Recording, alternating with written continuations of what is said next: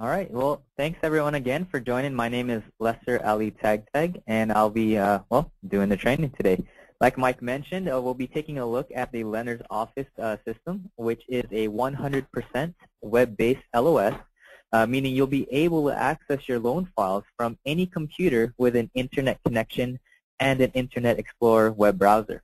Okay. So what that means is you don't have to have any particular piece of software installed onto your computer in order to access your files. So if you're working in the office or if you're remote location from home while traveling, you'll be able to log in online and access your files, look at updates and things like that.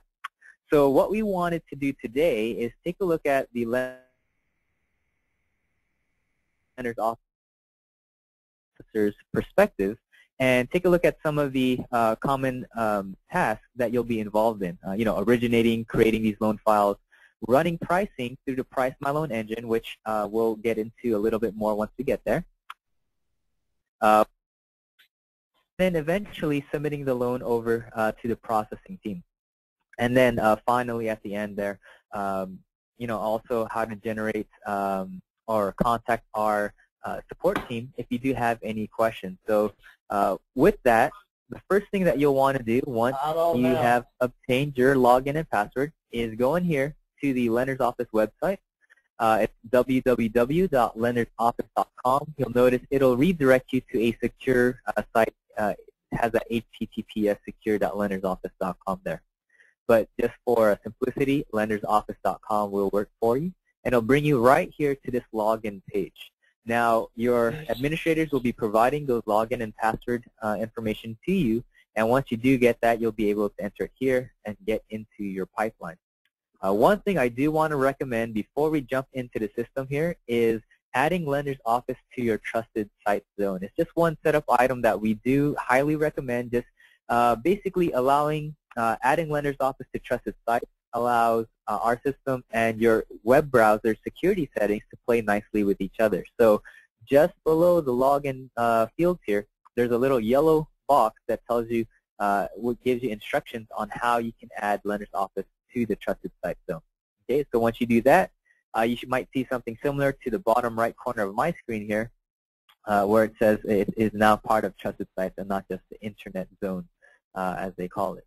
But with that said, we'll go ahead and log in, enter our login password information, and once you do that, you'll be taken to the pipeline screen.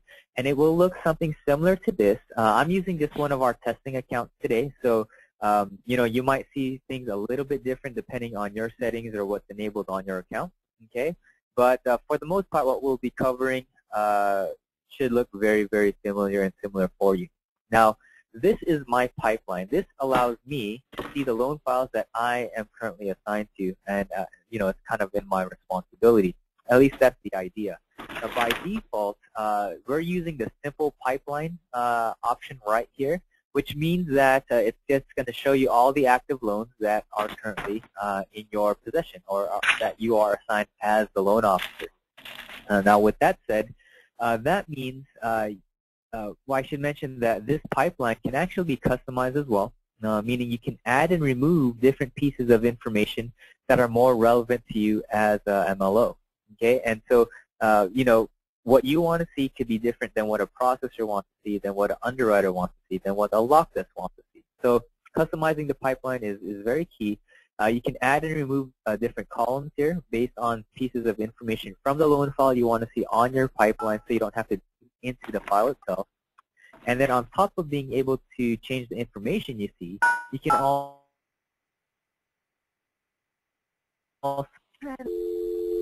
filter out types of loans that you want to see. Sorry, that's not a valid extension. Please try again. Okay, apologize for that. There seems to be some other person that had a audio coming through. One thing that, so I was mentioning, what you wanted to do also is filter our pipeline so that we only see the loans that writing. You don't want to see it on your pipeline anymore because you're not, particularly responsible for it. We can do those types of filtering. Okay. Now, to change or customize your pipeline, you have access along the right side of the screen here. There's a little change link. Okay. Now on that change link, you'll be able to select from a variety of different reports that have already been created for you to use. Okay. Now we have some pipelines for some underwriters there, but mostly if you do find that you want to have a pipeline specifically for you as a loan officer, you'll want to go ahead and if you have access to this custom reports area, you can go ahead and do so. I would recommend contacting your administrator to create a pipeline specifically for you. That way, you know, everyone, all MLOs will be able to benefit from that particular pipeline view. Okay, and really the idea there is to help focus your attention on loans that you're responsible for, and then, you know, once it moves out of your department, for example, then you know, it doesn't show up on your pipeline, not polluting it, etc. So whatever your preference is, we should be able to accommodate that via the custom reports and customizing the pipeline. Okay. Now with that said, let's go ahead and take a look at the very, very beginning stages, probably on the earlier stages with the borrower. You have this tool called the Quick Pricer. And in this Quick Pricer, you have the ability to go ahead and specify a basic scenario information to obtain basic eligibility and results. Okay, so as you notice, there is just a limited set of information, and once again, we're just entering very basic information. So ultimately, when you do get more information from the borrowers, you know, credit report, perhaps more information about their credit, you'll want to run that through the full price by loan engine to get the more accurate results and eligibility. For now, we're just entering just some basic information to define whether or not, or determine whether or not this is even a good prospect for you. So you enter your information that they've stated to you. Along the bottom here, you go ahead and specify which types of products you want to see. In this case, I say I want to see 15 and 30-year fixed products, 3-year ARMs, conventional FHA. You can add and remove these things as appropriate, but by default, these are the ones that are more common. So if I wanted to remove the 3-year ARM, for example, I just went ahead and unchecked it, and now when I click on price, it'll allow me to run this basic scenario, okay, across the guidelines and overlays for the products that are being made available to you. And so what we see now are the products that we do qualify for based on the stated information. So we have all of your loan programs grouped according to the product type. So we have our 15-year fixed conforming, 15-year fixed FHA, and scrolling down, 30-year fixed conforming, etc. And what this is doing is going out and showing you the rates and the prices here. The price or point column is basically a negative number is a rebate. Positive number are points that the borrower would need to pay in order to obtain that lower rate. Okay. So with this, you also have the adjustments link, and if you click on that, it'll tell you if there are any pricing adjustments or pricing hits or incentives even that you're receiving for this particular scenario. Okay. All right. So with that, you know, you could move forward with creating a loan at this point, but I think we actually recommend that you create a loan via a template instead.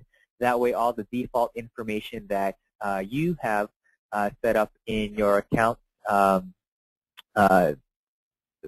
up in the templates that your administrators have done will go into those files. Okay. So this allows you can run this Quick Pricer as many times as you want to, as many times as you need to, and that will basically show you know, the results based on that scenario. Now, with that said, let's go ahead and I'm going to go ahead and turn this off and jump back to my pipeline and take a quick look at some other ways that we'll be able to get loans into the system.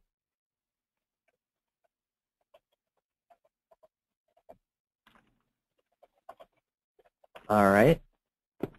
So along the upper left corner, we have the Create Loan link, and this will allow you to create a brand new loan file. Once you click on that, you'll be given access to view your templates. Okay, so my account just has access to a bunch of templates, but I think yours will have a more limited set. So you'll just be able to select on the appropriate template that you're trying to create. Let's say if this is going to be a conventional purchase, conventional refi, FHA purchase, etc.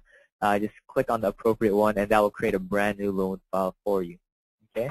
Also, instead of creating a file directly, if you had any existing files, you can also click on this import loans link, and this allows you to import loans directly from your Calyx Point BRW files, if you had a Fannie Mae 3.2 file, or even if you had run a file already through Desktop Underwriter or Desktop Originator, you can even import directly from Fannie Mae based on the case file ID and your Fannie Mae credentials. Okay, so that's just some of the items that you will be able to do. Let's say if we had chosen the Fannie Mae option, I can click on the Select Folder button, and that will allow me to navigate or find that folder where all those Fannie Mae files are located. And then basically along the very bottom of the screen, we can see all of those different files here. All right. So one thing to keep in mind, we're just going to kind of work our way down and see what's happening down here. So after I've selected my folder, just working my way down, for Fannie Mae files, you don't have really any status information on the format. So you can choose, loan open, for example, to indicate that it will be placed in the loan open status when it comes in. One thing that will be required for you, though, is selecting a template here. So that way the default settings in those templates will apply to those loans that you're importing. Okay. And lastly, before we jump out of here, is this area where you'll be able to assign certain people to this loan file. Most important will be the loan officer role. This will be your name, as long as you have that loan officer role on your account. If you have more roles, you might see your name pop up a few times. So you'll want to make sure that that is assigned to you. And then what's pretty neat is that in each of your accounts, the administrators have already set up certain relationships. You can see here it says use LO settings or use the loan officer settings. Basically, that means when you import this file, it's going to automatically assign the processor, manager, and possibly an account executive or whoever they had set up to those files so they can see it on their pipelines right away as well. Okay, so there's something to keep in mind. You don't have to remember all of these guys because some of them will be done automatically for you, and then eventually the lock desk will be assigned later on down the road. Okay, so very important. Make sure your name is here. That way you'll show up as the originator. But when you're ready to go ahead and import something, go ahead and click on this link or whichever file you're trying to import, and select template, for example. Click on Start Import, and that will allow you to bring that file in. Now, with that said, we've taken a look at how we can create or import files into a system. On your pipeline, if you wanted to access an existing file, just click on this loan name or loan number here, okay, and click on the Edit link, and that will go ahead and bring up a new window for you. Now, aside from your pipeline, you also have the ability to run a search for your loans. So if we take a look here on the right side, we have the search area where I can run a quick search based on the loan number or the borrower's information. Okay, and so if I was to go ahead and let's say run a search for last name of Garrett, for example, or I can even do this, GAR, and I'll put an asterisk saying anything that starts with GAR will show up on my results. So if I click on Go, that'll go ahead and show me those files that start with Garrett there. Okay, so with that said, I'll just go ahead and pick up that file because that's the one I wanted to use today. If you want to jump back to your pipeline, just click the pipeline link along the top, and that will allow you to jump back there. So let's go ahead and take a look at the loan file itself. So finally, we are in the loan file. I'm zooming in a little bit just to make it a little bit easier for you guys to see. Now, the first thing you'll be doing is taking the application, getting more information for the borrower. And the primary way, there are two primary ways you can do that. You have these three folders here along the left side of the screen. You have loan info, subject property, and borrower info. And this allows you to go ahead and just jump down each of these links in order to complete that area of the 1003. It's all linked to the 1003, just different ways. In this scenario, they're all categorized in a specific way. Okay, so let's take a look here. Just jumping down, this loan info screen that we see is here that allows us to enter the basic scenario information. Purchase price, appraised value, down payment, etc., note rate, etc. Okay. Now, I'm going to spend a little bit more time on the screen just to describe some common, user interface items, things that you'll see common throughout the system. We won't spend, all this time on every screen. But some things I do want to point out because it'll be common. As we take a look here, as we're entering information, we have, let's say, this loan amount field. We'll notice it is grayed out. It does not allow us to modify it. I'm typing on my keyboard. Nothing's changing. It's grayed out. And the reason is for these grayed out fields, that means it's being calculated or coming from some other area of the system. In this case, I know it's coming because it's being calculated by the system according to the lower of the purchase and appraised value, and then the down payment. If I was to enter, let's say, a 25% down payment, we'll notice the system will go ahead and recalculate that loan amount for me. Okay, but something else that you'll notice throughout the system, aside from these gray fields that are calculated or come from somewhere else, are these lock checkboxes. Okay, so if I click on this lock checkbox, that allows me now to go ahead and type in my own value. Instead of letting the system calculate it for me, I can type in my own value. Let's say it's $301,000, for example. That'll recalculate the down payment to 19.733, etc. So you can see here that lock checkbox allows me to go ahead and enter a specific value that I want to use instead of letting the system calculate it for me. Okay, and like I said, this is going to be common, that lock checkbox. You can already see on the bottom right, there are two other ones right there.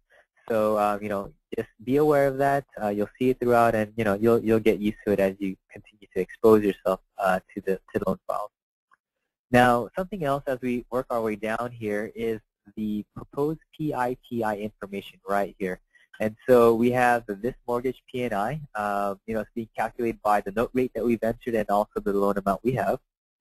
We'll also notice for other financing, P&I, it's currently at $0, but we'll notice it's grayed out. So if we click on this blue link, similar to like, surfing the web, you click on that blue link, it'll take you over to that next screen. Now, one thing I want to point out here is that I tried to move to another screen without saving my changes, and so I received a prompt here, do you want to save your changes? If you say yes, it'll save the changes and move you over. If you say no, it'll discard the changes and move you over. If you say cancel, you're like, oh no, what did I change? I totally forgot, I'm not sure. Go ahead and click on cancel, and that will keep you on the same page. Your changes won't be lost. It'll just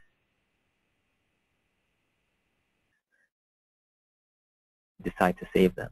Then on the upper left corner, so at any time we can go ahead and click on save.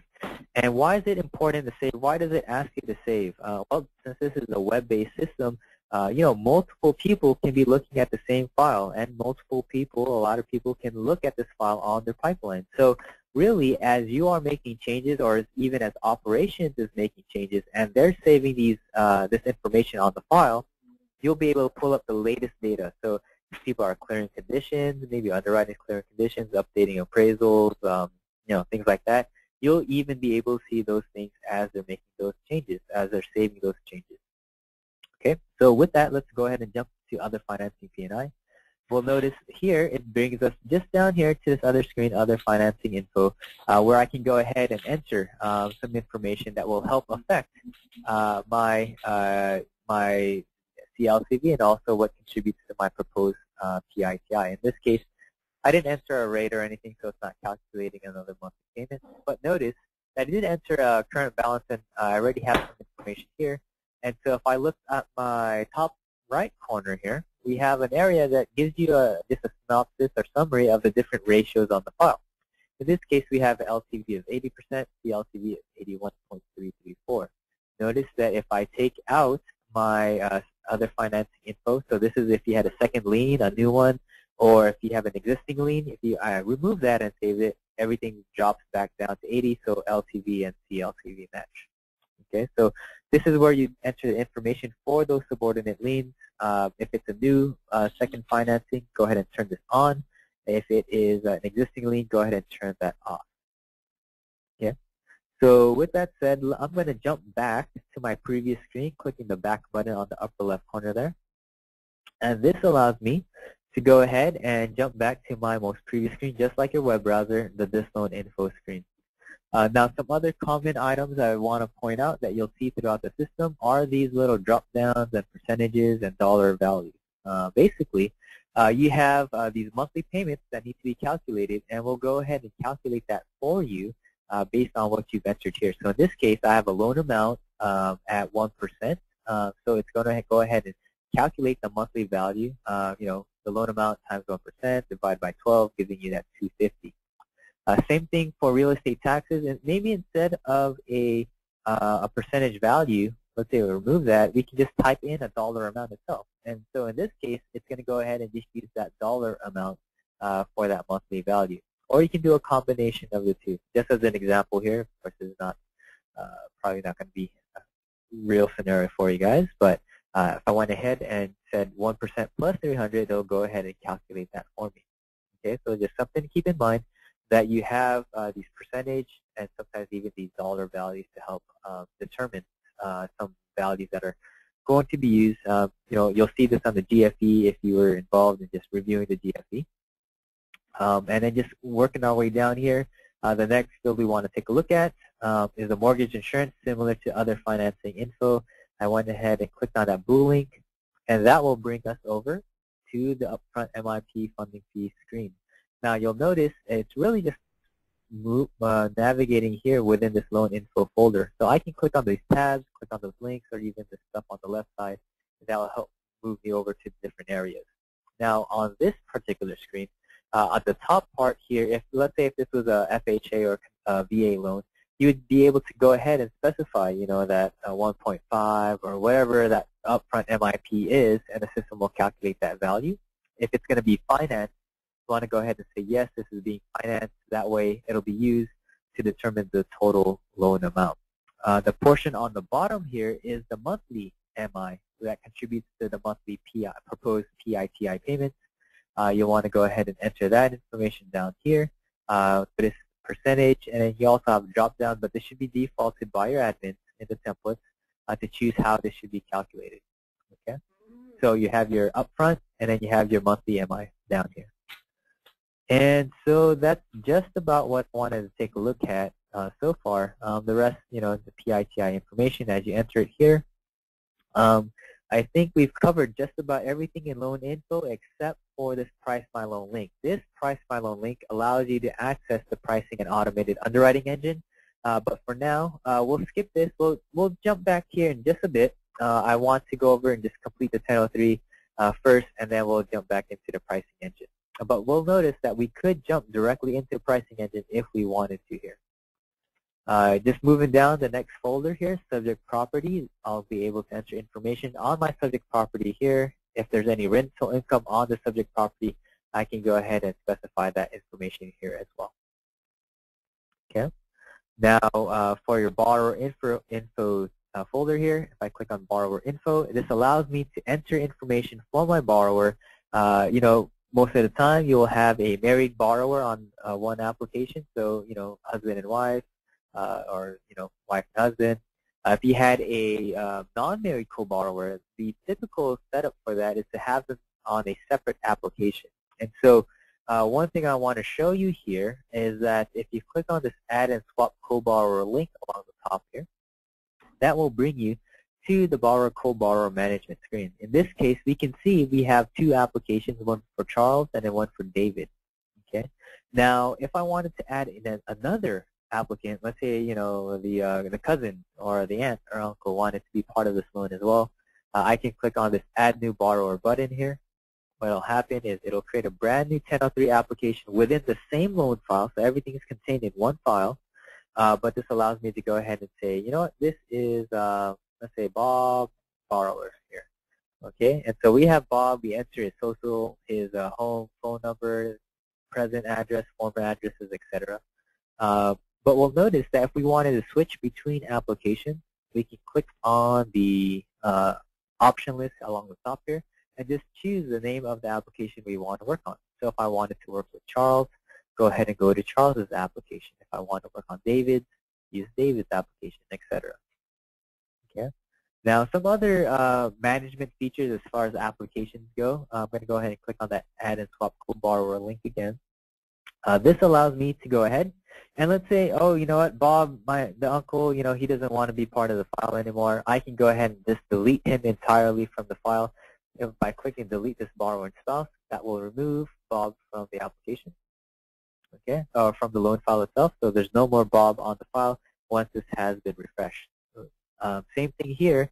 If we notice for David and Donna here, some other options that we have. Let's say Donna should be listed as the borrower and David is listed as a co-borrower on that application. I can swap their positions here by clicking swap in borrower and spouse. That will just put Donna as the borrower and David as the co-borrower on that application. Okay. If I wanted to just delete, let's say just delete the spouse. Let's say Donna is no longer part of this app. Click on delete spouse, and that will remove Donna from the file and be going away. So in this case, now we have only David on this application. Remove them entirely. And if I wanted, oh, you know what, David's dropping off too, delete this borrower and spouse, remove them entirely as well. The key thing here is whenever you're doing these delete options, is that you can't undo them. Basically, that's why it's asking you, are you sure you want to delete all that spouse data? It's confirming it, and then once it's gone, because it pretty much saves it. So be very intentional when you start deleting people from the file. Okay. So with that said, let's jump back to the borrower info folder here, and we'll go into the employment screen. Okay. So once again, if you do have any questions, feel free to type them out. There's a little questions tab here on the GoToWebinar panel, and you're more than welcome to go ahead and ask your questions there. Okay. Here we go. Let's see. The borrower employment screen. We have the primary employer information along the top. For each of these employment records, there's going to be a little self-employed checkbox. You can go ahead and mark that if appropriate. Okay. And so you'll enter the employer name, address information, their position, years on job, etc. And then the processors eventually, they'll even be able to send the BOEs for each of these items. They'll just enter when those verifications are sent, ordered, received, or expected. Okay.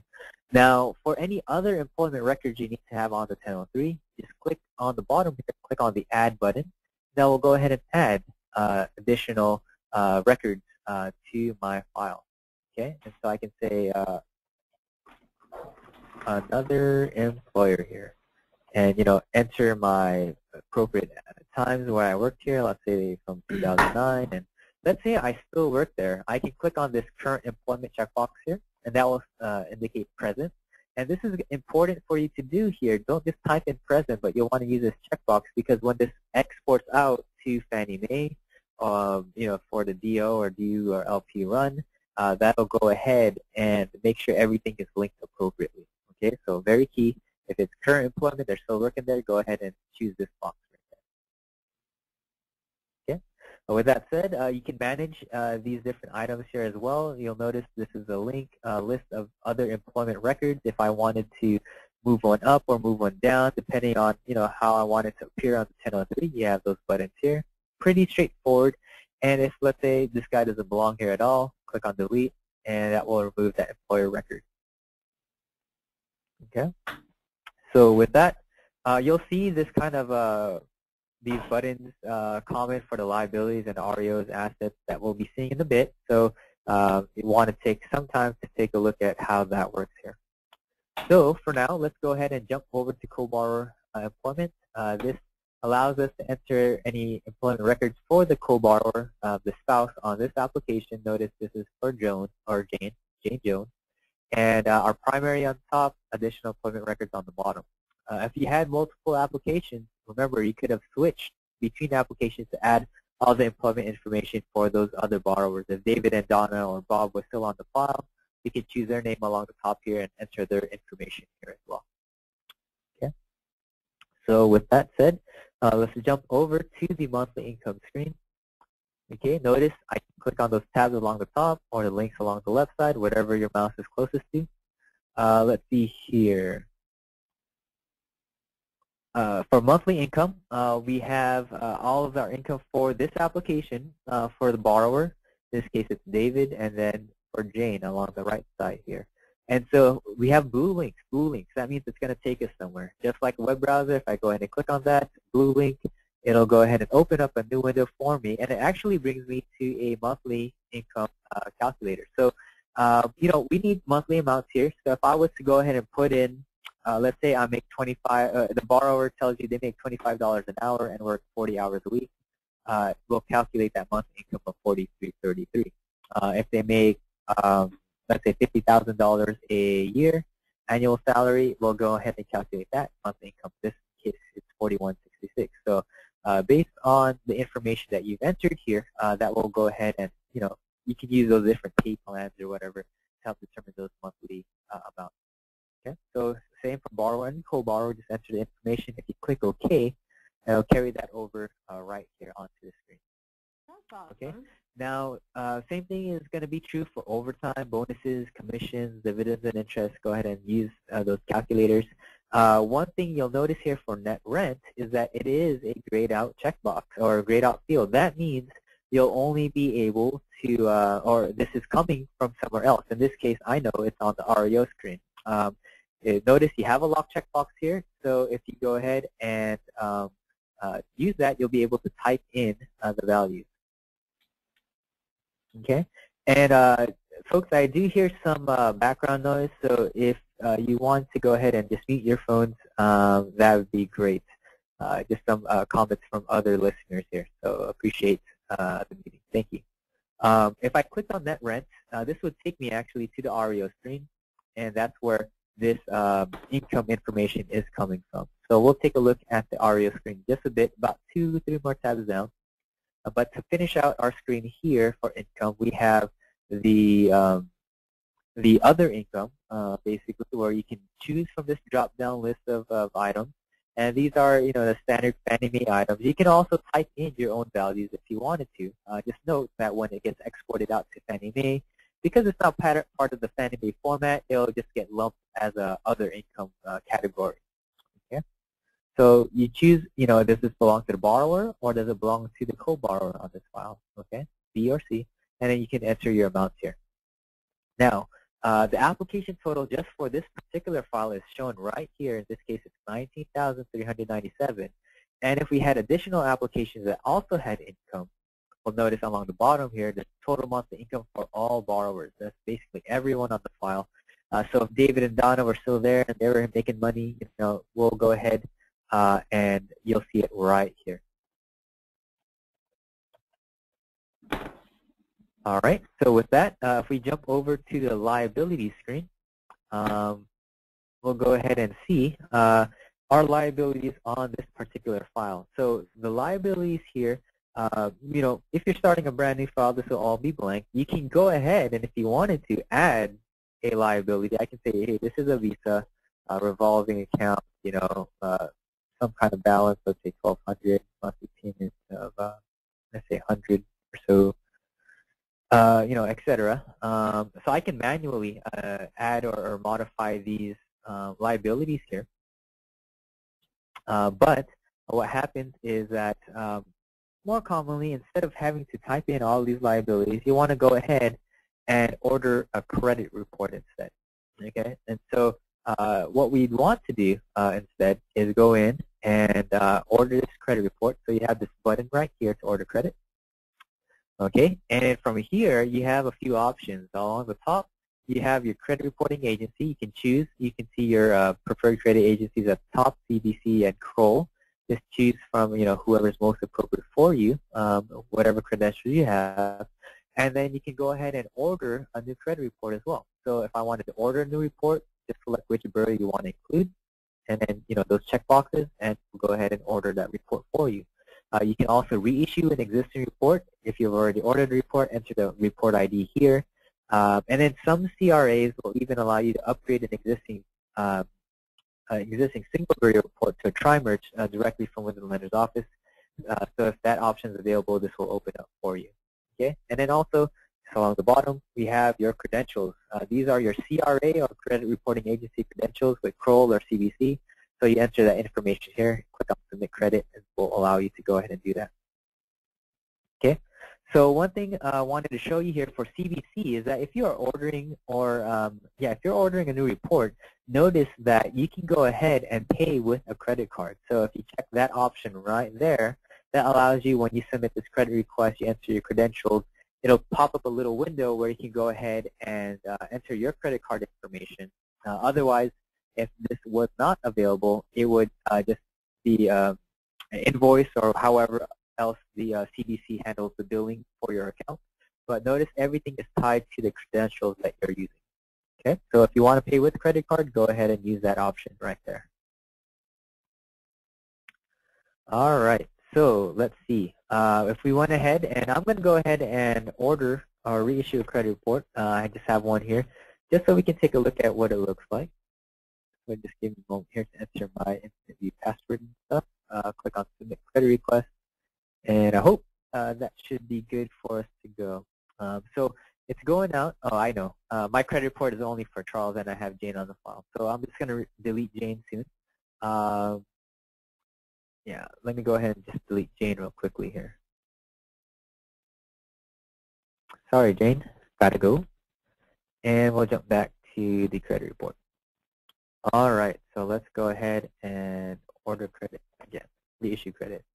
So what it's doing is going out to the credit reporting agency and getting the information directly from them, and it's importing that credit report, the visible version, and then also the raw credit data our system would be able to use for the eligibility piece in the Price My Loan engine. Okay, so what happened here? Basically, it detected that there were some existing liabilities on the file, and it's asking us what do we want to do. Hey, you have two options. You can delete them all and just import the new ones from the credit report. So kind of blank slate, making sure everything on the file is from the credit report. Or you can do the update existing and import new. Basically, it'll if there's any matches, it'll update the information with the ones from the credit report and import any new ones that don't already exist. For now, I'm going to go ahead and choose delete existing and import new. And what that's going to do is go ahead and allow me to view the credit report itself. I can see the credit information, credit scores, trade lines, late payment, etc. Okay, and if I close this out and I went back to my liability screen here, it allows me to go ahead and see the liability screen. Okay, now on this liability screen, we have all the information that came in.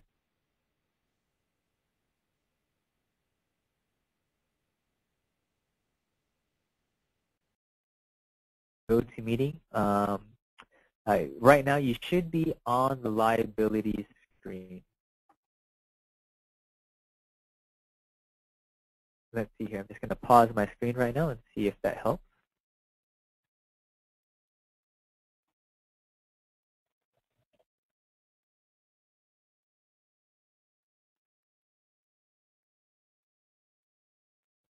Okay. Mike or Adam, are you able to see the liability screen, or are you still on the credit screen?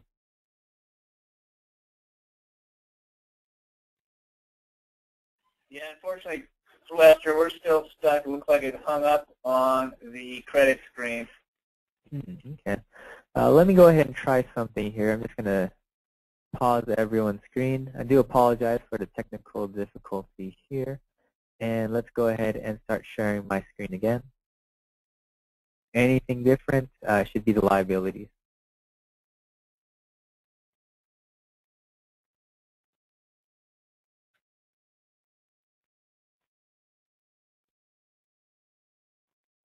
Okay, while we're waiting for GoToMeeting to kind of refresh for us, I want to take some questions here that we saw. Let's see here. What happens when we print out disclosures? Do we have to go to each individual borrower? Mike, could you advise, will the MLOs be working on the disclosures, or will that be the responsibility of the processors? Each branch operates a little bit differently, so it's really how your branch manager wants it. But the disclosures will all be forwarded. We'll go over the services section, and that'll be off to DocMagic, and then all the information from Lender's Office will be imported into DocMagic, and the disclosures will all be printed from there. Once the whole file goes over, you'll see all your borrower information go in there as well. Okay, and we'll take a specific look at the DocMagic piece later on in our training. Okay. Yeah, another question. The beauty with going over to DocMagic to do your disclosures is 100% compliant.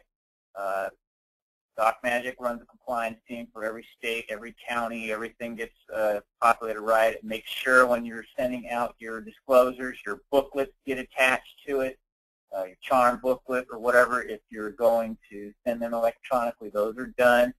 Hope we're doing those now.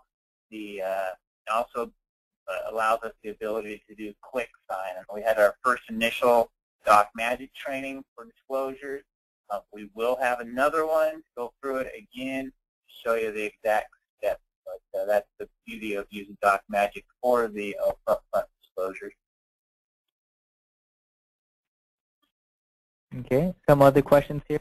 Regarding the income for the, the other income area, yes, at this time there are only 3 extra lines. So if you had additional line items, you can lump them in order to have them all accounted for on the income screen.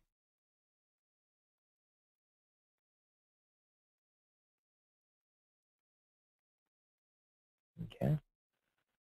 All right. Are you guys still frozen on that credit screen, or are you all on the liabilities now?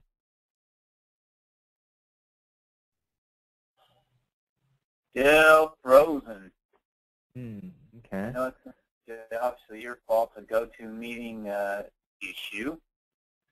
Perhaps we should just launch a real quick GoToWebinar and zip a access code and everybody can get on again. I don't know.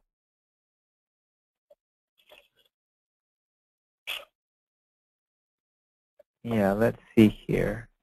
Oh, you're blue screened at least. Okay, you might, it might start going through a little cycle here in terms of what we're seeing. I see your mouse. I see stuff. Had a big hiccup. All right, so everything mouse moving, we're on the liabilities area?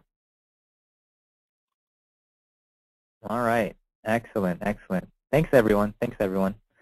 Okay, so what we did, we had ordered credit, and it went ahead and populated our liabilities list with that information from the credit report itself. And so from here, just some information that we can take a look at. We can indicate for each of these liabilities whether or not they are a joint trade line, or if it's just the borrower or just the co-borrower on this file. You have the debt type, installment, mortgage, open, revolving, etc. You have along the bottom, the account holder's name, number, balance information, and all this stuff should be coming over from the credit report itself.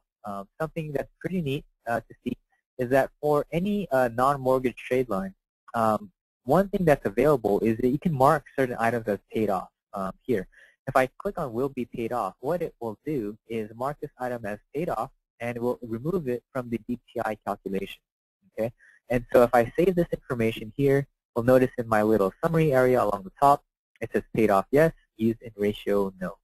And then also, there may be some times where it will be paid off but still needs to be included in the ratio. You can go ahead and just turn back the debt should be included in ratios option there, and then you'll see it'll say yes and yes there. Okay, so just something to keep in mind if that was something you need to mark off just for the DTI aspect of it. Okay. All right, so let's jump over to the assets area. Assets here. And we'll take a look at the assets you can enter. Same thing, very, very similar to what we've been looking at. Click on the add button.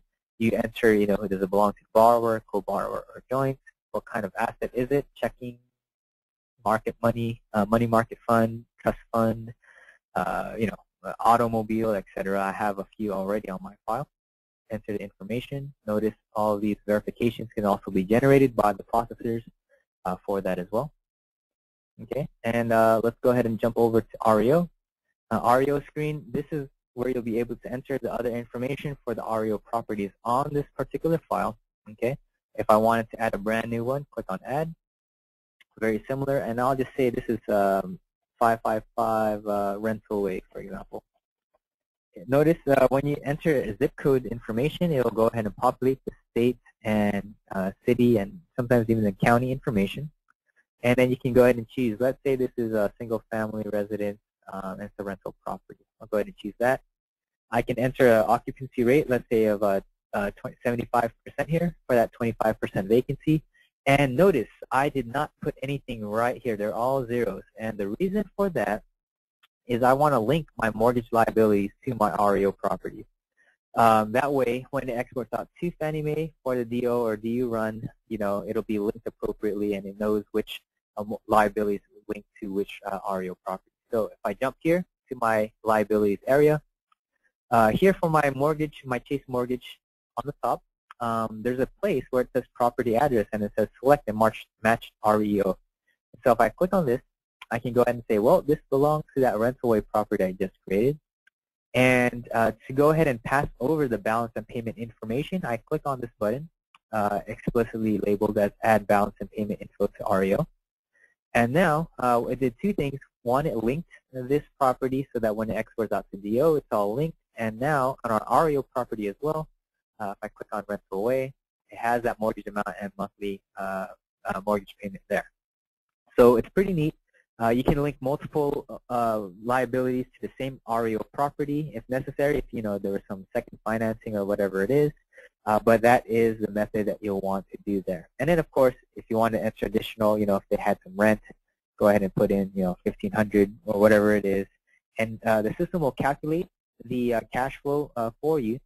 Basically, it's taking the mortgage occupancy rate times the gross rent minus your mortgage payment and insurance and taxes. In this case, it's a net income of $17. Okay, and then aggregately, across all of our cash REO properties, we can see that we have a negative $720, a positive $1,370. So what that means is that for our cash flow, it is a net cash flow, positive cash flow of $597. And so that right there is what's carrying over to our monthly income stream we were looking at earlier. Okay, and it's calculating that as $597. If we had, let's say, a negative cash flow across the board, net negative cash flow for our REO, this would be labeled as $0. That's because it's not an income. It'll still be used in the ratios, but it just won't be reflected as an income here since it's a negative amount. Okay. Let's see here. Any questions? Okay, looks like everything's still good to go. All right, no questions so far. Let's jump over to housing expense.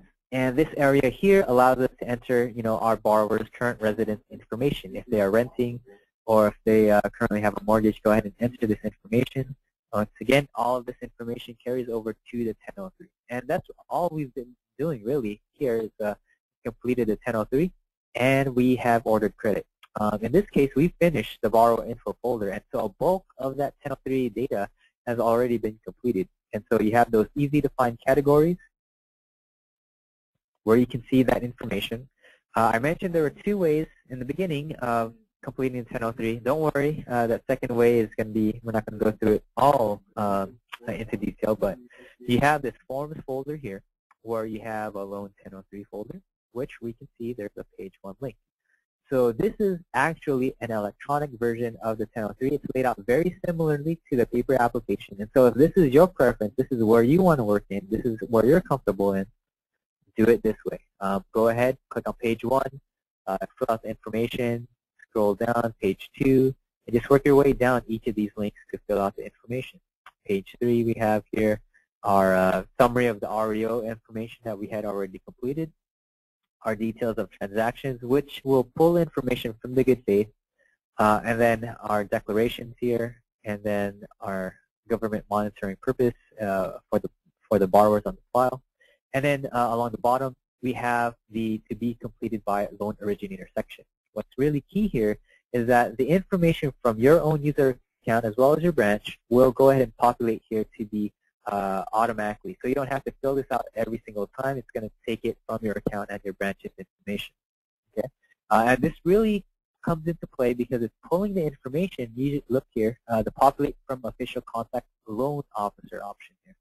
So really, this is coming in from what we call the official contact list, and we'll take a look at that in just a moment.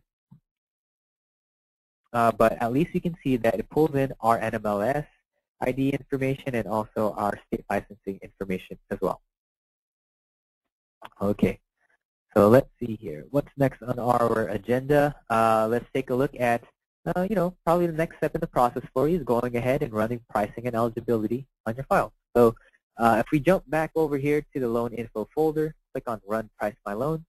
This here allows you to go ahead and run pricing on your file. So the Price My Loan engine is a pricing and automated underwriting engine. Basically, it's not just giving you pricing results, but it's also determining eligibility for your files based on the information you've entered, some of the 1003, the credit report, and then also if you had run DO or LP on the file. And what that means is that because these things are being filtered out for eligibility, the types of loans that you're submitting over to your operations staff or the underwriter and processors to review is going to be a higher quality pipeline because it's already been determined that they qualify based on the guidelines and overlays for the products that we're submitting over. Okay, so this first step here is just my information, that came from my account. The next step here is the credit step. So if we hadn't ordered credit, let's say if we had jumped right into the engine right away, it would have brought us, given us the ability to order credit if we wanted to. Now, one option that I do want to point out here is that your account may have this option, the ability to manually enter credit report information. And so if we had chosen that option, that will allow us to go ahead and enter the credit scores, and late payment information, public record information. Okay, and so this gives us a more accurate and better picture of what the borrower qualifies for compared with the Quick Pricer. Okay, so let's say maybe the borrower is not ready for you to pull credit on them just yet. Go ahead and use the manually enter credit option instead. Okay, and so let's see here. Aside from that, if we went ahead and let's see here, I'm going to go ahead and dismiss, mute someone there.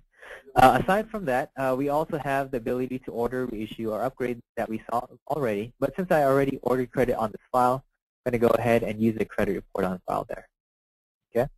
So with this said, if I go ahead and click on Next, that will allow me to move over to the applicant step. And once again, since we already completed the 1003, a lot of this information has already been filled out for us. Basically, this applicant step allows you to enter information if it wasn't already on the file. Okay. One other note we wanted to make is that, if you manually entered credit information, that will allow you to see the pricing and eligibility. But if you eventually want to actually submit a locked request through the engine, you would need to have a credit report on file. So that's just something to keep in mind. Manual enter credit allows you to see information, but to actually submit, you'll need a credit report on the file. Just click on Next here again. This will take us to the property and loan. Again, if we completed 1003, a lot of this is already filled out for us. But we can go ahead and I'll just scroll down a little slowly here for us, not jump too much. But you can enter more information on this particular property. Any items that have this red circle next to it indicates that it is required. So if I went ahead and chose, let's say 2 months reserves, that will allow me to go ahead and move forward with the file. Lock period, I've entered a 30-day pricing. Okay. Let's see here, some other options that we have available. We have if this is going to be an FHA or VA loan, I do recommend having this item marked as finance. That way it will be used to determine the total loan amount on the file. This can also be defaulted in the template, so that might be something your administrators want to do for you. If you don't go for an FHA loan, then it's fine, no harm, no foul, but just something you might miss, so just be aware of that particular option there. And then scrolling down even further here, you have the ability to select what type of AOS response you want to use in terms of eligibility for your products. So if you wanted to assume, let's say, a DO approved eligible, go ahead and choose that, and that will go ahead and use that assumed information to determine what you qualify for. But there will be a warning letting the underwriters and the operations know that this hasn't been run through DO or DU or LP. So there will be indication that this was manually entered. Okay.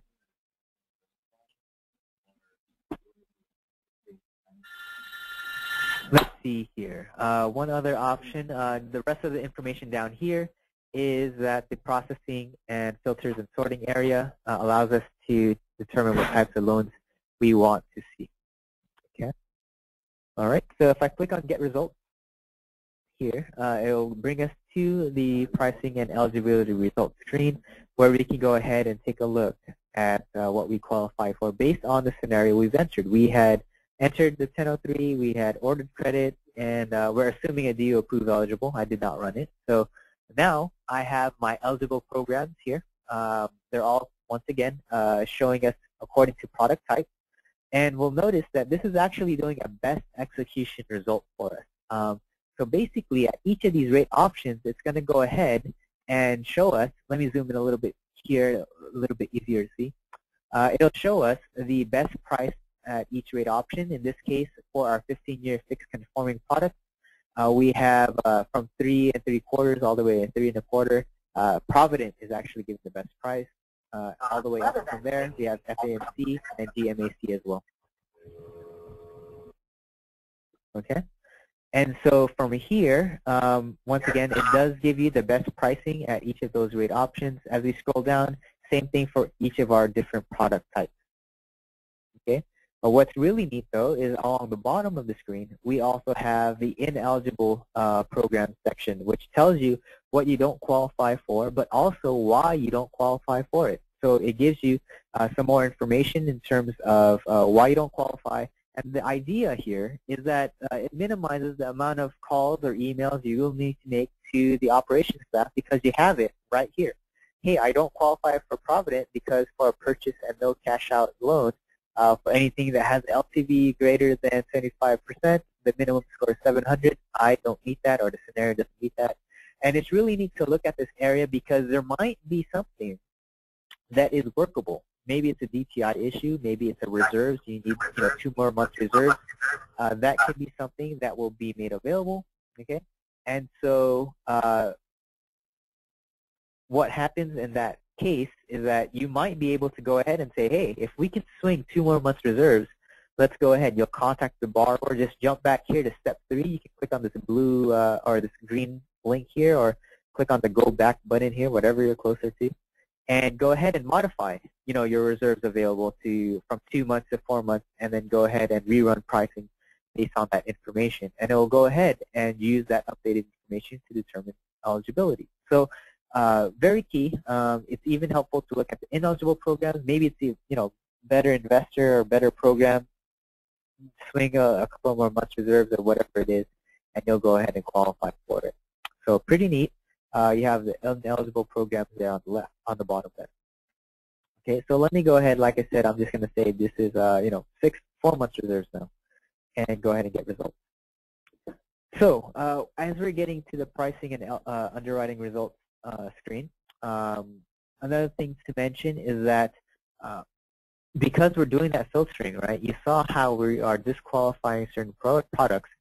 Like I mentioned before, it's going to prevent those things from going to your underwriting pipeline. So they don't have to work on loans that we're not going to qualify for in the first place.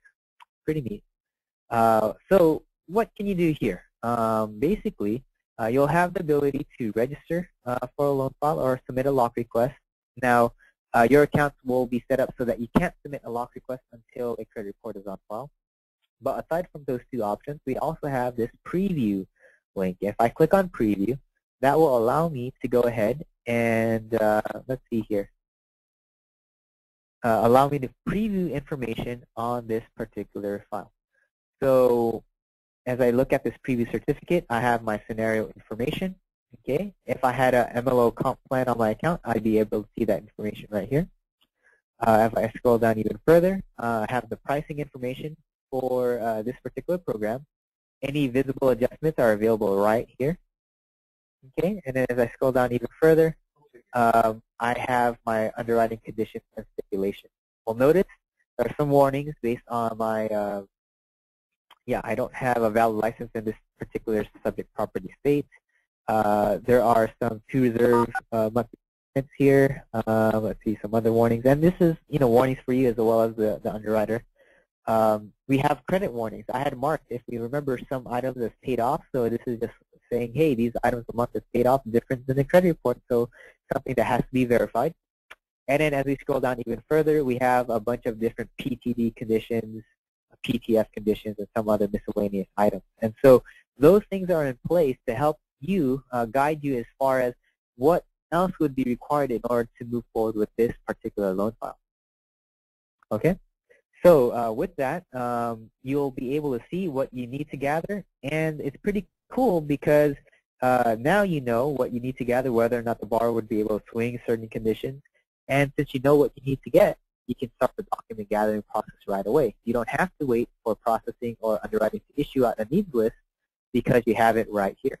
Okay, so just preview, you can see this, you can go ahead and email it to yourself for your records. You aren't doing anything, it's just seeing some more information on this particular product. In order to move forward, okay, you'll want to go ahead and click on the register loan option. Okay, so register or submit lock, whichever is more appropriate for you. I'm going to go ahead and choose the register loan option because I want to show you something cool. So you'll choose register loan for your desired rate option, and it will bring you to a confirmation screen. So you have here, you can enter an estimated closing date if you wanted to. You'll notice that if there are any people associated with this particular file, it'll email them a copy of the certificate that will be generated. Okay, and so with that, you know, I do recommend keeping all these checkboxes enabled. You can add a message to operations here. Just go ahead and type in any other notes that you want to include. And then you have the warnings from the preview that we saw. And then you have this agreement, loan submission agreement. So this needs to be agreed to. You'll click on I agree, click on confirm, and that will go ahead and allow you to register this loan file for this particular program. Okay, and so what happens at that point is that if there are any people that are assigned based on your account setting, what will happen is that your those operations staff members will also receive a copy of the certificate. Okay, this is sent to your email, so you can see you have it for your records. That's also available in the file. Okay, and so what happens at this point is that, you know, I registered the loan file. At any time, if I wanted to submit a lock, okay, I can rerun pricing. And so back in the loan file, if I click on Run Price My Loan, we'll notice that I'll be able to just go through those different screens, and it will allow me to go ahead and rerun pricing. Right? I'll just jump through the screens getting to the results, and now I can rerun pricing for the most up-to-date pricing on that program I had registered for. So now it's giving me the most up-to-date information for that FAMC product I submitted for. I come back the next day, you know, borrower says, that doesn't look good, you know, go ahead and come back later, rerun pricing later on, and eventually you'll want to go ahead and submit that lock request. Okay, so if I went ahead and said, okay, I want to submit lock request, very, very similar process. We just, it gives you the information on the lock along the top. I agree, confirm, and now you have a lock request that will be sent to you. And it's you can see the difference here because as we scroll down towards the bottom, it says this is a lock request. Okay, it'll also highlight the rate option that you had chosen. Okay, our visible adjustments there, and then our our conditions again. All right. So what have we done so far? We have taken the 1003. We have ordered credit. We have registered for a program. We had rerun pricing for locks. We had submitted a lock request. Some other things that we want to cover before we end our time. We have about 15 more minutes in our scheduled time, so I appreciate all the time you've given us so far. Once again, if you have any questions about what we have done at this point, we'll go ahead and ask those questions along the bottom of the screen. Okay, so what else do we have here? We have the ability to work on the GFE. So here on the Forms folder, if we click on the 2010 GFE link, this allows us to go ahead and view the good faith estimate. So you enter the information here, and that will export out to DocMagic eventually. Okay. So as I scroll down, okay, most of the time you'll want to use this populate from official contact and then use your own information, okay, as a loan officer. And so that way your information will populate here automatically. Okay. So, you know, because it's already on the official contacts list, you don't have to type it out, you know, set manually and type it out. You can just pull it from whatever's already on the file. Okay, so populate info there. And then as we scroll down, you have a variety of different, you know, there might be these closing cost templates you can choose from. But as we scroll down, these already should be applied based on the template to the file. So their standard fees should be here. And as you work your way down, you can see, this area. I'm just going to zoom out a little bit so we can get a look at some of the other areas. Very key thing to take a look at is, you have your line items here. Like we saw earlier, a percentage or a dollar amount will help determine this amount that's going to go on the GFE. So very similar process. You have these custom lines, and this should already be defaulted based on the templates that your administrators did. So they did a good job on that. One thing I want to keep in mind here for our page 2 column is that, hey, you know what, you're entering these fees, but where are they appearing on the GFE? Well, as you may know, the GFE page 2 has those different A1, A2 box, which are the origination fees, and then about B3 through B11 or block 3 to block 11 are the other settlement charges. And that's exactly what this page 2 column is. So essentially, those items that are origination charges belong to A1. Those items that are settlement charges belong to B, 3 to whatever it is. Some of these custom fields here allow you to switch between the two, but this should already be configured within the template, so you shouldn't have to modify these custom items that much, if at all. Okay. These items can be paid by the borrower, the seller, the lender, or the broker. Okay. And also, we'll notice that there's an A checkbox here. This is important because this indicates that this is belonging to AP, or this is an APR fee, okay? And so this is already defaulted by the admins in the template, so you shouldn't have to type or touch these A checkboxes. It should already be there for you, okay? For FHA loans, you have, if it's an FHA closing cost, you have this F checkbox. Once again, paid outside of closing or paid items, you'll mark those items there. And as we scroll down to the right, if it's being paid by the broker, or paid to the broker, I should say, you can go ahead and select that B checkbox. It will go ahead and populate that there. And as you can also see, you have a paid to column, which allows you to type in who this is being paid out to, and that will print out on the GFE. Some of these items have already been defaulted based on our template. Okay, aside from going ahead and previewing, these guys, within Lender's Office, you actually have the ability to go down here and take a look at the GFE summary. So all of those particular items in terms of what they are populating to, your block 9, block 11, etc., is summarized down here. And then you also have your trade-off tables and shopping cart information, where you'll be able to enter that information all the way on the bottom of the screen here. Okay. So that's the area for the GFE, allows you to go ahead and take a look at that. And this is what's going to be exported out to DocMagic. Okay. So let's see. Some other item I do want to point out here is that if there is a credit or charge, right, for obtaining this loan, you'll want to indicate that in line 802. If it is a charge, you'll put in, let's say if they're paying 1% to obtain this loan, you'll go ahead and put in 1% there. If it is a credit, you'll put in a negative number, and that will go ahead and be reflected as a credit on page 2. Basically, it will select the checkbox number 2 on page 2, block 2. Okay. So with this said, there's other information. We'll take a quick look here at Truth in Lending before we jump into the DocMagic area. But this Truth in Lending screen allows you to just review. If the ARM information was on the file, it would be here. If you had chosen the ARM program, this information would be populated as well. You have your amortization schedule if you want to take a look at that. And just scroll down. You have all this mortgage insurance, prepayment information, and then the rest of the stuff on the bottom here for details should already be defaulted in your template. But just want to point out that this is where you can fill out that information. Okay, and that will be carried over to DocMagic. So here, if this was an interest-only loan, you want to go ahead and enter how many months it is interest-only payments here. And that should just about do it for us for now.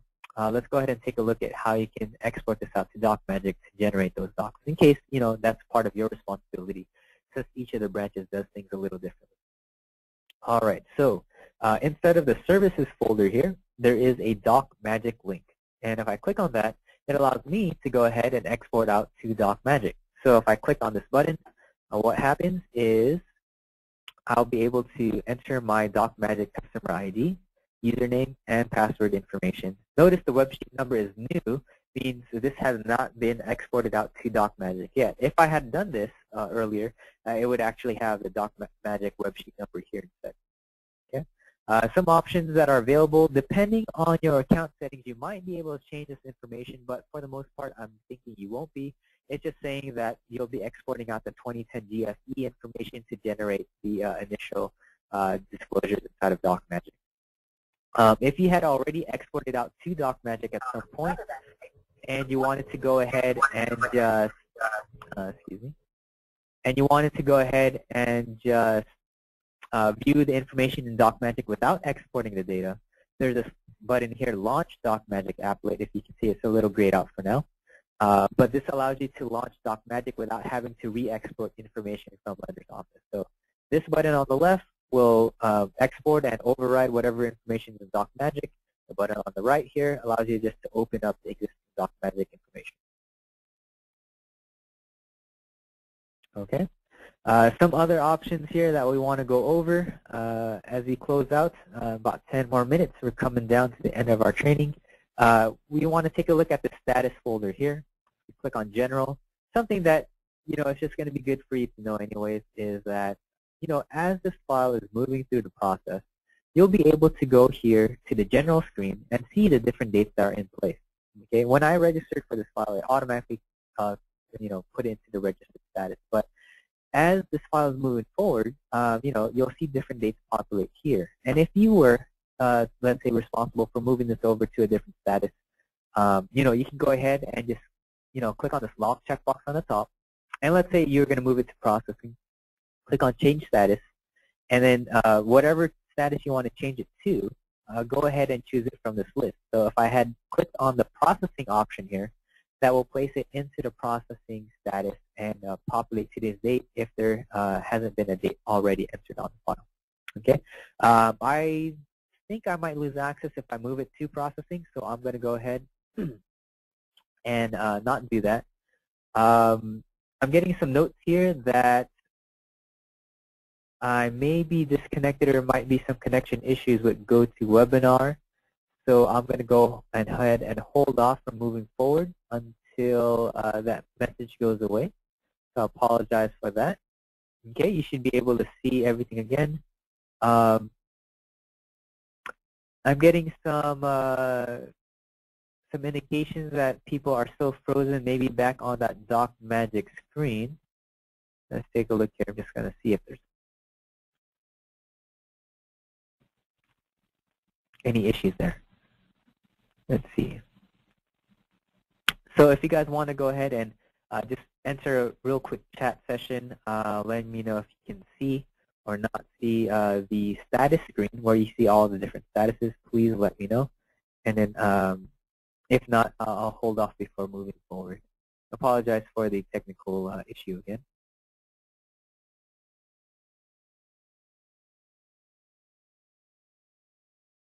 Okay, and while we're waiting, just for a confirmation there from you guys, I'll go ahead and just take a look at some of your questions. One question, is there a way to work offline in Lender's Office? Good question. It is a web-based system, so in order to access the files, you would need to be connected via the internet. Okay, that way, as you're saving changes, other people can see your information. As other people are saving changes, you'll be able to see the most up-to-date information as well. So you do need to be connected online. Okay. Okay. Are you guys able to see the status area now, or are you still on the DocMagic area?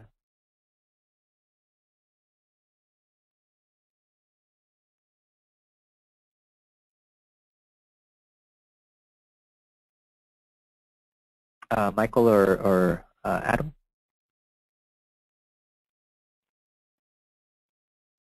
Still on good old DocMagic export. Okay. Let's see. I'm going to try to just refresh that again.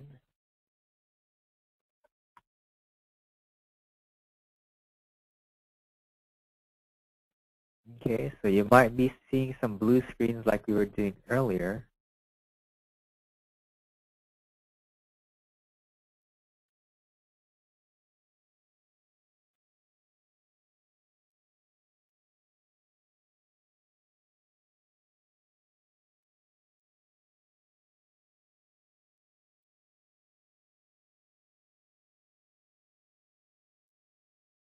Okay, just taking a look at other questions while we're waiting for the frozenness to come out, while we're waiting for GoToMeeting to thaw, I guess. So I can see a bunch of you guys are still on the DocMagic screen. Apologize for that again.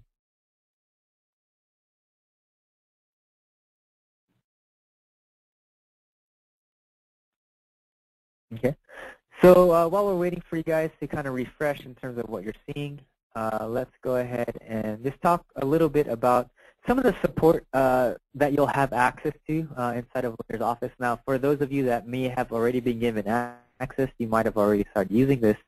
But along the upper right corner of Blender's Office, there are a few links that you'll be able to use. One is the instant support option that allows you to the in support option allows you to chat live with our support team from 6:30 a.m. to 5 p.m. Pacific time.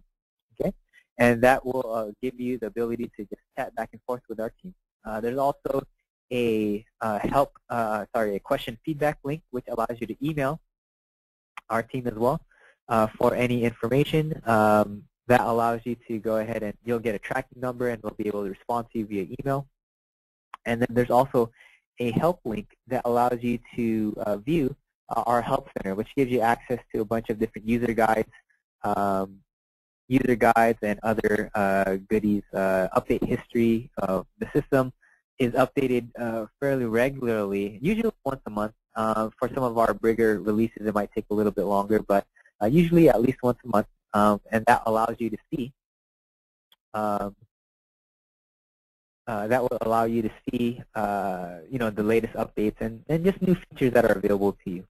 Okay, so I'm getting an indication here that you're able to see the status area, I hope.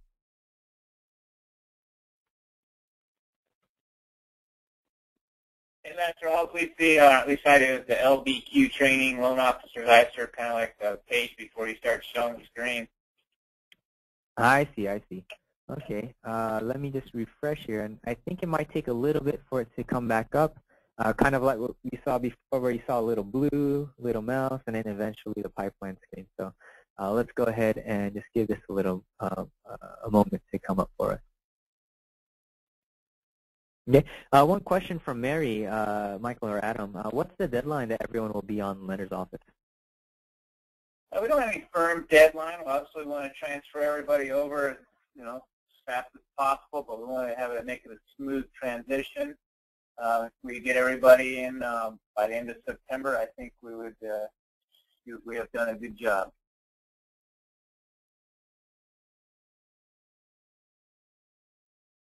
Okay, I can see now a status screen. All right, how about mouse? Mouse moving? Moving like the colors of the wind. All right, Pocahontas, let's go. So with these, once again, I clicked on Change Status button, and now I can just choose what status I want to change it to. So if you're passing it over to processing, for example, you can go ahead and click the processing link there, and I'll place it into the processing status. Okay, so that's the status area where you can change the status here. Another thing I want to show you before we are up on our time, I do respect your time, and thank you all for joining us. The agent screen here allows you to go ahead and reassign the loan file to other folks if you needed to. So if I wanted to, explicitly assign this to a processor, for example, you can click on that assign link, and you'll be able to choose from your appropriate processor in the list. Okay. And then along the bottom here, what's neat is that this is that contact list, official contact list we were talking about. Basically allows you to populate different forms and disclosures of the information here. Okay, so it's really cool because it saves you the amount of data entry you have to do on a bunch of forms because it just comes and pulls from this area. All right. So with that said, just to show you those links, instant support here, you'll be able to chat back and forth with our team like I mentioned. Feedback question allows you to email us. Let's see here. What time is it? Okay. So you ask a question here, and do a little chat back and forth, feedback question, email us, and then Help Center is that particular area we were talking about. User guides, update history, and all of that. Okay. Let's see, just taking a quick look at our proposed agenda. I think that just about does it in terms of what we wanted to cover today.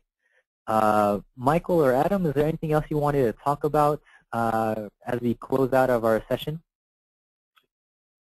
I think one thing just to go over real quick, Lester, is just to show the printing. We have a bunch of custom forms. We can build any custom forms for your branch or for our needs, but we no longer are going to have to be able to use systems to manually fill out forms. We can quickly build forms, all of the data is in the loan file, and have them auto-populate onto any type of forms we want when we build those into the custom print group. So that's something that's going to be a great feature and a saver as well. So it's really the only other thing I wanted to show. Sure. And so I'll just click on the print button at the very, very top here. Okay. And this area for the print screen allows us to access those different forms and disclosures that are available, well, I should say forms that are available in LenderOffice. We know that for initial disclosures, those are all going through DocMagic, okay? So don't generate them here and distribute them from LenderOffice. You want to go through DocMagic so you can take advantage of the e-sign, e-delivery kind of features. So with that said, we have our print screen where we can take a look at all the different forms here. You can, if you wanted to just look at the custom forms that they had created for you, you can click on custom PDF forms here, and that will allow you to basically filter out all of those other forms that are on the that they had not created. So this allows you to see the change of circumstance, doc fee sheet, etc. And so what's neat, like Michael mentioned, is that these forms can pull information directly from the loan file without having, you don't have to fill it out afterwards, as long as the information is on the loan. Okay. Were there any particular forms you wanted to take a look at here, Michael? Nope. Just letting them know they're all there. Your doc fee sheet will be there when you're ready to draw a doc. Any of the other information, loan submission sheets for processing will be used there. Any form that we currently use that we hand type that's just long and cumbersome and fields that they're all in the system. Let's automate it and make life better for everybody. Yeah, so if I click on the preview link for any of these fees or any of these forms, I can open this up in my PDF software, your Adobe Reader or whatever you're using, and that will allow you to go ahead and review these forms. Okay, so you can see it populates my information that was on the file onto this form. Yeah, so minimizing the amount of information you have to enter. Okay. If you wanted to print these out directly, you can actually select the checkbox here for, doc fee sheet or whatever you're trying to print out. And then if you wanted to go ahead and preview these in Adobe first, you can click on this button where you can open it up in PDF or save it onto your computer. Or if you want to print directly from LenderOffice, you can click on this Print Selected Forms button here. And really that allows you to send them directly to your printer. You don't have to preview them in Adobe or anything first. So in order to use that print option there, one thing I do want to talk about, as we jump back to our pipeline screen here, is this Your Settings area on the left side of the screen. This Your Settings area allows you to click on the download link where you'll be able to access the Browser XT option. This Browser XT is required for you to install in order to import or export forms. Also, if you're working with any of those custom Word forms. And then ePrint v4 allows you to print forms directly from LenderOffice. And so these two, just cover your bases. You probably want to do that on your computer. And it's really not anything to do with accessing or working on the files, but if you do need to take stuff out of the system or put stuff into it, you would need this so that your computer can talk with LenderOffice. Okay. Something else I do want to just show you since we're here, if you ever wanted to, let's say, update your information, there's a Your Profile link there, and you can update your information, your name, contact information, your password here. There's some electronic signature features that are available as well. You're not going to be using that for now, but just letting you know that's available. And then if you want to just review your own settings, your access level or roles or permissions or anything like that, you can go ahead and take a look at what's available here. Okay. So with that, some questions. Let's see. Are there fields to keep track of file contacts such as title, escrow, selling agents? Good question. That area within the loan file is in this agent screen. So if you wanted to add, let's say, a title or appraiser, whatever it is, you can click on Add People. Okay. And so, you know, if you have access to read from the contacts database, you can click on this Pick from Contacts link here. And that will allow you to pick and choose from any appraisers that are currently on the file.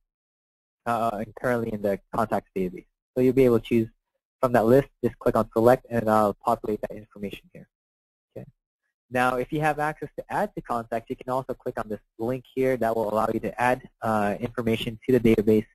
I'm not sure if that's going to be available for you. If it isn't, that just means that you'll have to forward your request to add a contact to the database to an administrator, and they'll be able to do that for you, just to help keep the contacts database clean. Let's see here. Is there a light version that we can access from a PDA, iPhone, or Android phone? Good question. And someone also asked, does this work with Safari and Firefox? Another good question. In order to access Lender's Office and the Price My Loan engine that we've been taking a look at today, you do need to be working on a computer that has Internet Explorer. So you do have to use the Internet Explorer web browser just due to some of the technologies that are used to you know, make everything work. So you do need to use Internet Explorer. If you have a Mac computer, an Apple computer, you know, for some of those Macs, they have kind of a dual boot system where you can load up a Windows installation to access the Internet Explorer web browser. So it is possible, not directly from the Safari web browser, but you would need to boot up Windows to access Internet Explorer, and then you'll be able to use the system from there.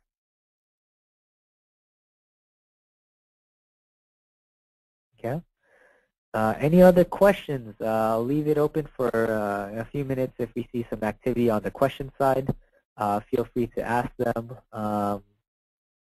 And yeah, that's all for now. Questions if you want to hang out a little bit longer, Lester's here to answer them.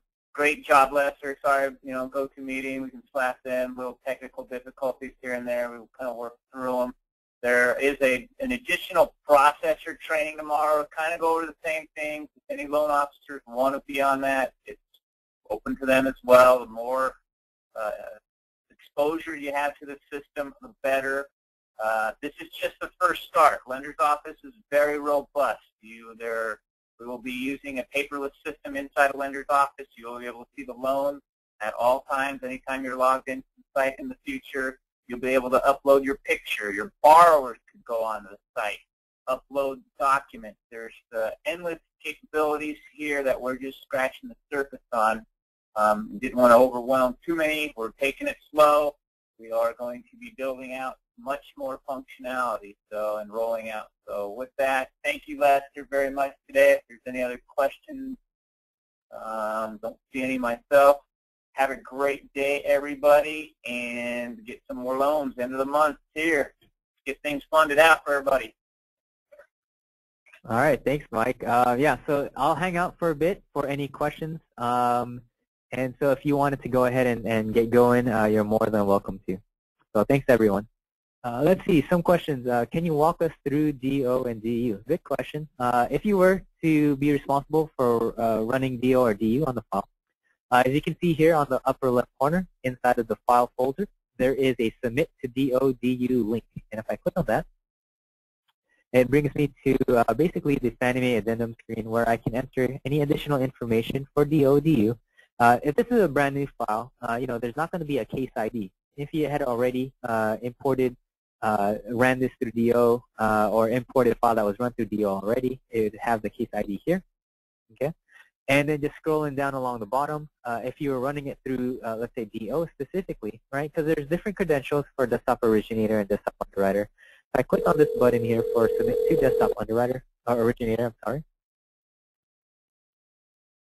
And just give me a moment here. Looks like we have someone on the line.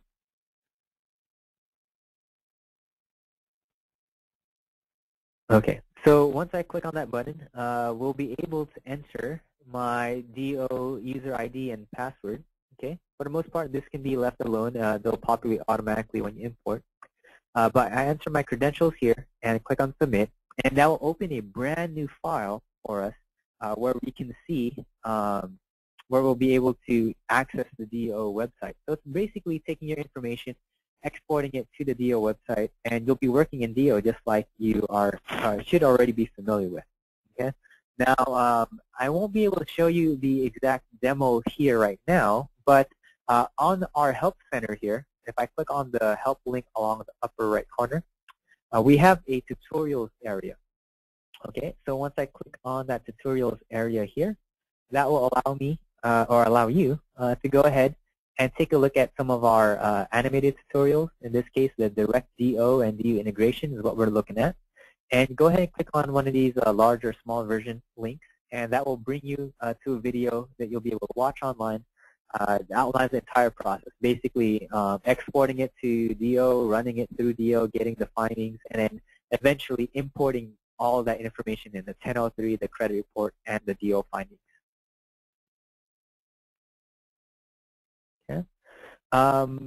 For those of you that are still on the line here, one thing we can take a look at in the underwriting folder, if we click on conditions, any conditions that are on the file that were generated from Price My Loan or even from DO or whatever it is will be available here on this condition screen. Now, you won't be able to modify them, but you can at least see what's going on the file. So as underwriters are going in and clearing these conditions, you'll see that this date done column will be cleared. They'll have a date as well as the underwriter that cleared it. They'll even be able to add notes here for each of these conditions. So maybe they have received the condition but still reviewing, still under review. They can add updates here so that basically instead of you having to call them and or email them about a certain condition, you can just look here inside of the file and say, well, you know, find a good one. Let's see, flood cert, is that in? Is that being reviewed? You know, etc. So you can take a look at those notes areas for updates to those conditions, unless they're cleared entirely as well. Another thing to keep in mind is that when the underwriters clear conditions, the system will automatically email you. Basically, we'll compile the conditions every hour, and so you'll receive an email within an hour if conditions have been cleared, indicating that, you know, for this file, these certain conditions were marked as completed. So that's pretty neat, and that's something that goes out to you as loan officers.